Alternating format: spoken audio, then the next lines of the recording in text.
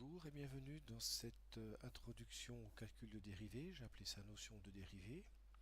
On va déjà regarder ce qu'est la dérivée d'une fonction en un point. Nous parlerons ensuite d'équation d'une tangente en un point. On verra des exemples de calcul de dérivée. Nous verrons ce qu'est une fonction non dérivable, une fonction presque dérivable et une fonction dérivable par morceau. Et je vous définirai ce qu'est un point de rebroussement.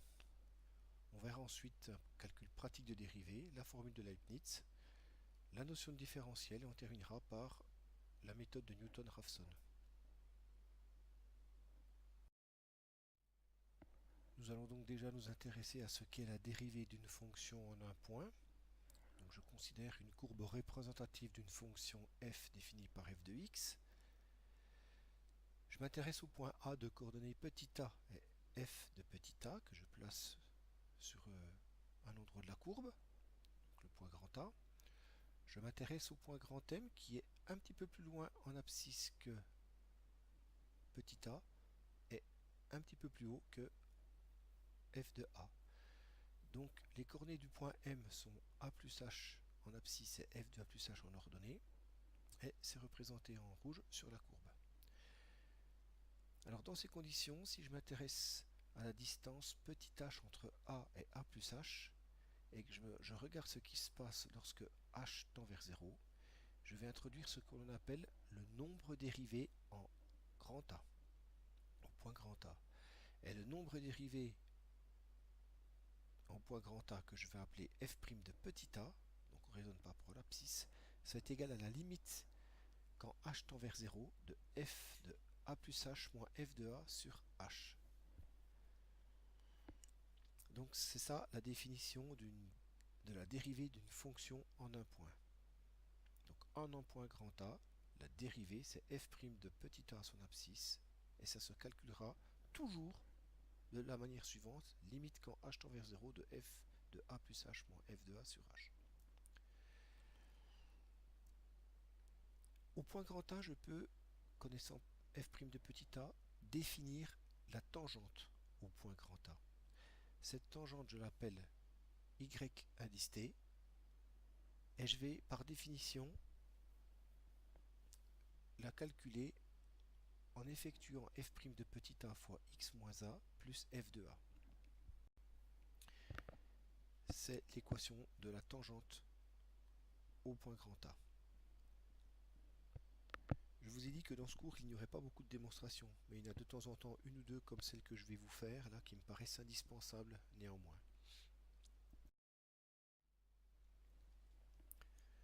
Alors, si je m'intéresse à la tangente au point grand A, eh bien c'est une droite. La droite y indice t, elle possède un coefficient directeur qui est égal à f' de petit a et qui passe par le point grand A. Cette droite y indice t, je vais dire qu'elle a de la forme, alors j'aurais pu mettre ax plus b, mais pour ne pas faire de confusion entre le petit a de ax plus b et le petit a de l'abscisse du point grand A, ma droite, eh bien, je lui donne comme modèle y indice t est égal à cx plus b. C'est pareil, x est la variable, c est la pente et b est le décalage à l'origine. Alors, si je vous dis que le coefficient directeur il est égal à f' de a, je peux réécrire y indice t égale à f' de a x plus b. Or, le point grand A, il a comme coordonnées petit a et f de petit a. Ça veut dire que si je remplace les coordonnées de petit a dans l'équation de la droite, et je peux le faire parce que comme la droite est tangente, elle prend contact en un point avec la courbe, donc en A, le point est situé à la fois sur ma courbe f de x et sur la tangente au point grand A. Donc je peux remplacer y de t par f de a et x par a. Et je peux réécrire que f de a est égal à f' de a fois a plus b. Et de là, je tire b est égal à f de a moins f' de a fois a. C'est juste du calcul algébrique. Donc yt, si je réécris yt, eh bien ce sera f' de a fois x plus petit b que je viens de calculer, c'est-à-dire f de a moins f' de a fois a. Et si je mets f' de a en facteur, eh bien j'ai f' a facteur de x moins a plus f de a, et c'est ce que je cherche à démontrer. Donc la démonstration n'est pas à connaître par cœur, mais le résultat, il serait fourni un jour d'examen, mais il faut quand même le connaître, hein. On le retrouve souvent, cette problématique de pouvoir mettre une tangente en un point sur une courbe. Avant de généraliser à une formule l'expression de la dérivée d'une fonction, on va déjà appliquer sur un exemple ou deux le principe de dérivabilité. Je vais commencer par un exemple en considérant f de x est égal à x au carré. Je vais étudier la dérivabilité de f de x au point 1 et ensuite je calculerai f' de x. Alors la dérivabilité au point 1, ça se fait de la façon suivante. Je calcule f' de 1, puisque petit a est égal à 1 dans cet exemple-là, comme étant par définition la limite quand h tend vers 0 de f de a plus h, c'est-à-dire f de 1 plus h moins f de 1 sur h. Ça c'est égal à la limite quand h tend vers 0 de f de 1 plus h, eh bien c'est 1 plus h au carré par définition de la fonction, moins f de 1 sur h. Lorsque je développe 1 plus h, le tout au carré, ça me fait 1 au carré plus 2h plus h au carré moins f de 1 qui est égal à 1. Donc cette limite elle est égale à la limite quand h tend vers 0 de h au carré plus 2h, les 1 s'en vont au numérateur, sur h.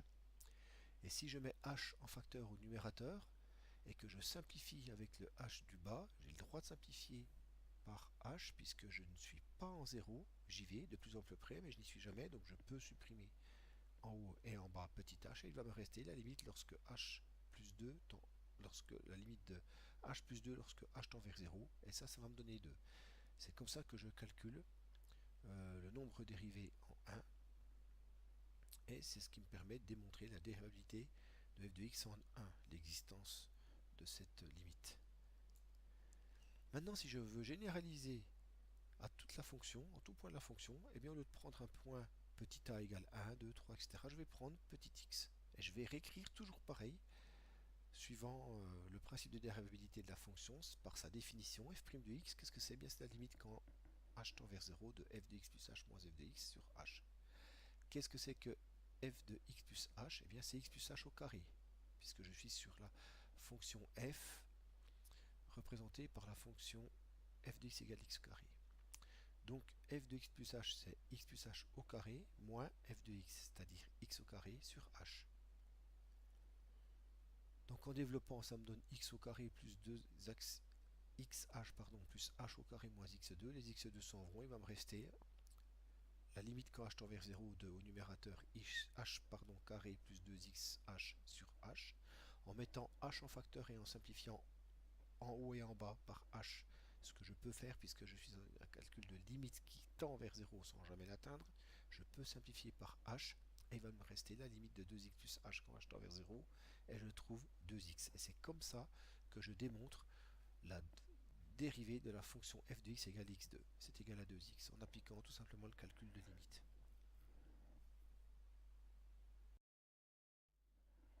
Un autre exemple, on va calculer la fonction dérivée de g de x égale 1 sur x. J'applique le principe de dérivabilité, g' de x. Alors là, je le généralise tout de suite, j'ai pas lieu de prendre un point en particulier, je prends directement tous les points de la fonction, là où elle est définie du moins, puisque la fonction 1 sur x n'est pas définie en 0, et je calcule la limite quand h tend vers 0 de g de x plus h moins g de x sur h. G de x plus h, c'est 1 sur x plus h, g de x, c'est 1 sur x, donc ça va me donner la limite quand h tend vers 0 de 1 sur x plus h moins 1 sur x sur h. Si je réduis au même dénominateur et puis que je réécris sous la forme u sur v, ça me donne limite quand h tend vers 0 de moins h sur hx facteur de h plus x, puisqu'au numérateur, quand je réduis le dénominateur, j'ai j'ai x moins h, donc il va rester moins h, et au dénominateur, je vais avoir le h fois le dénominateur commun de ce qu'on avait au numérateur, c'est-à-dire x facteur de x plus h. Et quand je vais faire tendre, donc je peux pas supprimer, je peux simplifier par petit h parce que je ne suis pas en 0, et ça va me donner la limite quand je tends vers 0 de moins 1 sur x2 plus xh. Et quand je fais tendre h vers 0 dans cette expression, il va me rester plus que le moins 1 sur x2 que vous connaissez bien. Donc la dérivée de g de x égale 1 sur x, c'est g' de x est égal à moins 1 sur x2. Troisième exemple, on va calculer la fonction dérivée de f de x est égale à racine de x.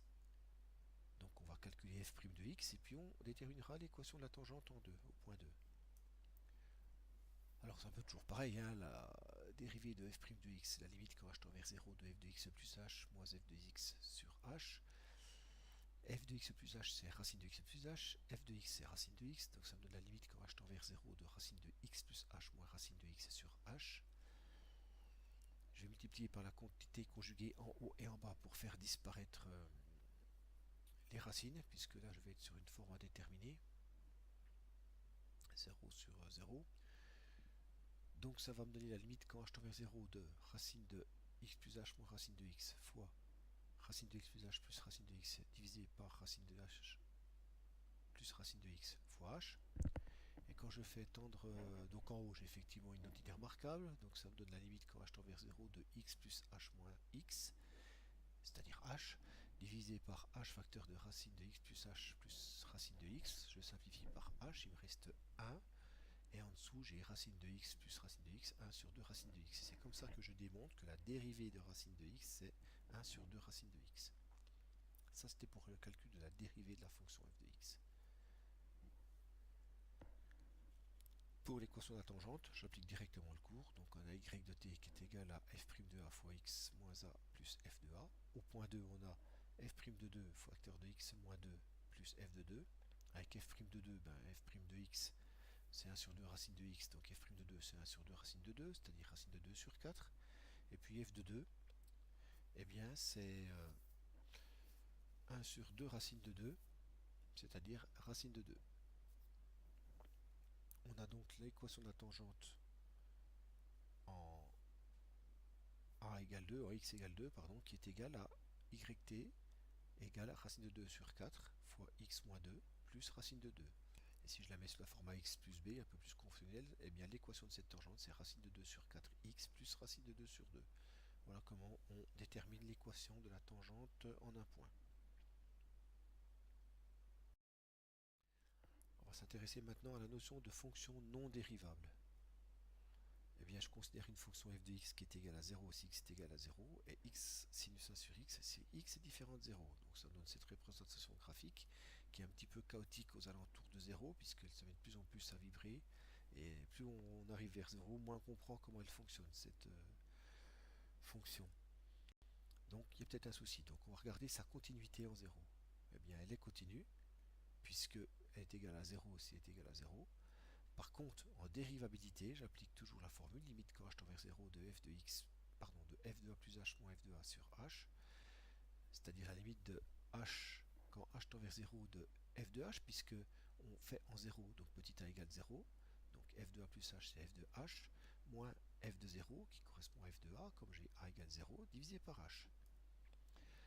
Donc, c'est la limite de f de h sur h lorsque h tend vers 0, puisque f de 0 étant égal à 0. Donc, qu'est-ce que c'est que f de h? C'est h sinus 1 sur h. Je peux simplifier par h parce que je tends vers 0 et que je n'y suis pas. Donc, il va me rester la limite de sinus de 1 sur h quand h tend vers 0. Et ça n'existe pas. Donc, la fonction n'est pas dérivable en 0, parce que le sinus il est forcément compris entre moins 1 et 1. Donc, 1 sur h, ça ferait sinus de l'infini, et en l'infini, sinus, il est compris entre moins 1 et 1, c'est tout ce que l'on peut dire. Donc la fonction elle n'est pas dérivable, elle est continue, parce que je l'ai peut-être prolongée par continuité ou quelque chose de ce type. Donc elle est continue, mais elle n'est pas dérivable. La limite n'existe pas. Nous allons voir ce qu'est une fonction presque dérivable. Je vais prendre la fonction f qui associe f de x est égal à x2 plus valeur absolue de x.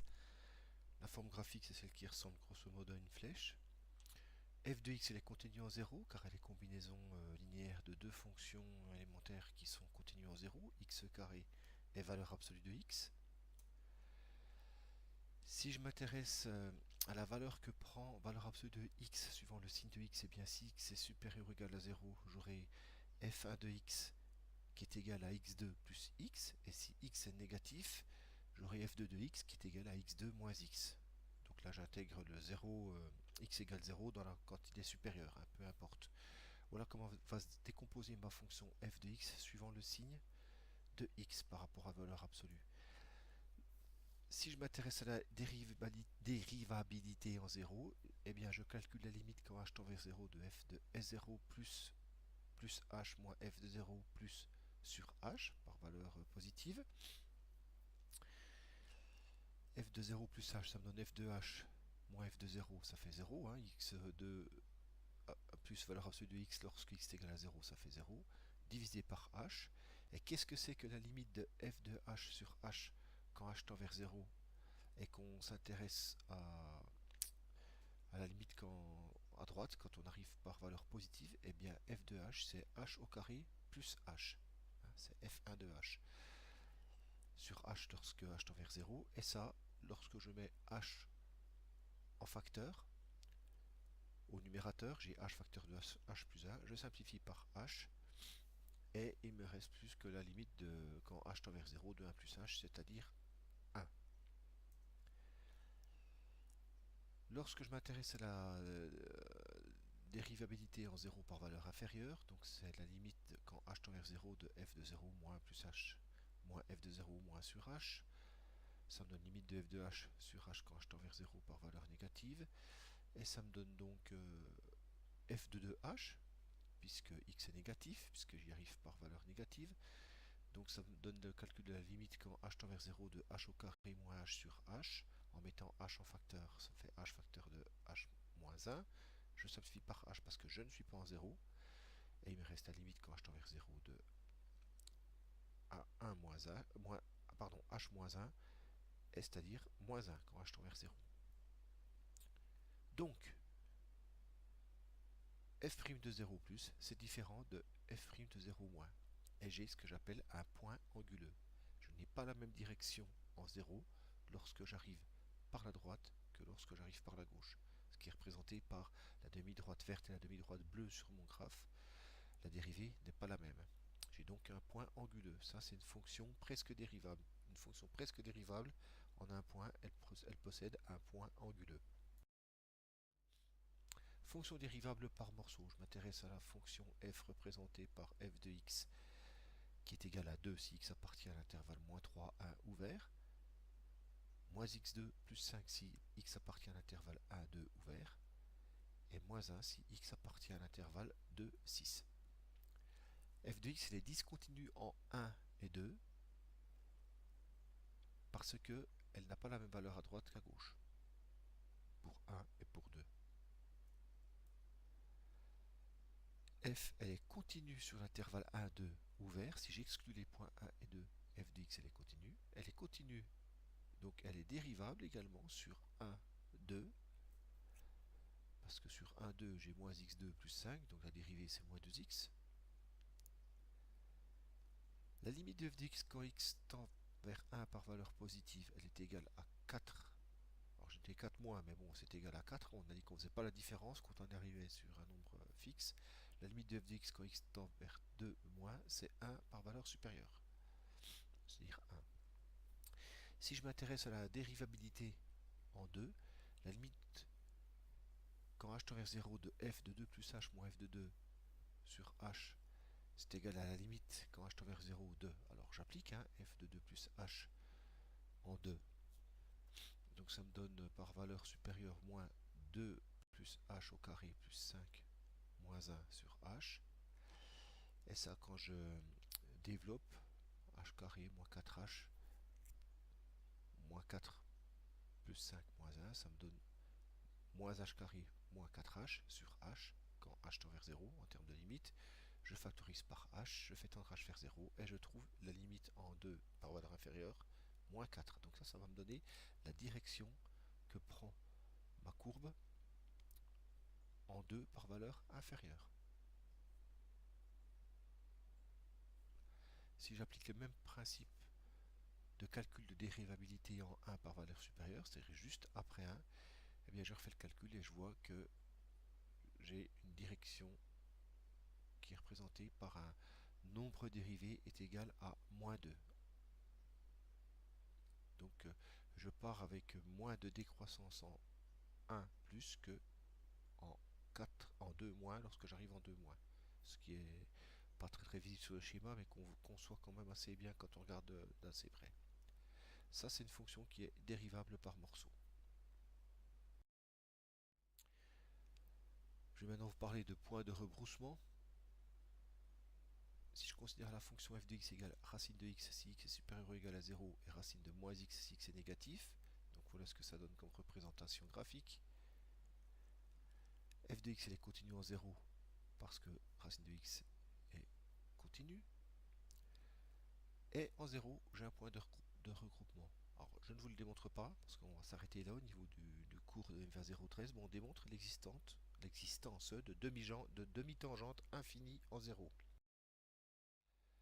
Le calcul pratique d'une dérivée, eh bien, première chose, on applique le principe de dérivabilité, c'est-à-dire qu'en un point, on est capable de calculer f' de a, qui est égal à la limite quand h tend vers 0, de f de a plus h moins f de a sur h. On a la dérivée des fonctions de référence, donc f de x égale constante x puissance n. Donc pour une constante, la dérivée elle est nulle, hein, quand il n'y a pas de variation. La dérivée de x puissance n, c'est n fois x n moins 1, donc là je suis bien en un point. 1 sur x puissance n, c'est moins n sur x puissance n plus 1. La dérivée de racine de x, c'est 1 sur 2 racine de x. Il suffit de prendre n égale 1,5 dans la deuxième ligne. Sinus x, la dérivée, c'est cosinus x. La dérivée de cosinus x, c'est moins sinus x. Et puis la dérivée de tangente x, c'est 1 plus tangente carré x. Voilà, on ne va pas beaucoup utiliser plus de fonctions cette année. Quand on calcule une dérivée, on peut utiliser le principe de linéarité. Si je considère une fonction s qui est combinaison linéaire de u1, u2, u3, u4, un, etc., pondérée par les coefficients alpha 1, alpha 2, alpha n, S, ma fonction S, je peux l'exprimer sous la forme alpha 1 U1 plus alpha 2 U2 plus alpha 3 U3 plus etc. alpha n UN. Et bien la dérivée, ce serait égal à alpha 1 U'1 plus alpha 2 U'2 plus etc. alpha n U'. Lorsque j'ai affaire à un produit de fonction de la forme U fois V, alors U de x fois V de x, hein, pour alléger l'écriture, je n'aurai pas de x. La dérivée P', eh bien on pourrait montrer que c'est U'V plus V'U. Le quotient, quand une fonction est exprimée sous la forme de quotient U divisé par V, la dérivée de Q, c'est-à-dire Q' de x, c'est égal à U'V moins UV' sur V carré. Donc là je parle de fonction cette fois-ci. La composition U rond V', c'est égal à V' fois U' rond V. Et la puissance, U puissance n', c'est n fois U à la puissance n-1 fois U', à ne pas oublier. Formule de Leibniz, juste une curiosité qu'on va pas trop utiliser dans ce cours, mais qui est intéressant de connaître, c'est quand on veut connaître la dérivée énième de la somme de fonctions U plus V', U plus V seconde, etc. Eh bien, U plus V dérivée n fois, c'est Cn0 U dérivée n fois, plus Cn1 U dérivée n-1 fois V' plus Cn2U dérivé n-2 fois V seconde, etc. jusqu'à Cnn V dérivé n fois. Voilà, avec le Cnk qui est égal à n factoriel sur k factoriel facteur de n-k factoriel. Je vous la cite juste à titre d'information. La notation de différentiel,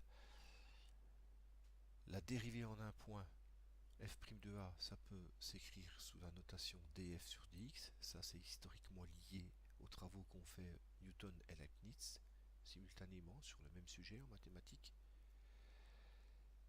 Ce qui fait que f' de x, je peux également le mettre sous la forme df sur dx dans de nombreux cas.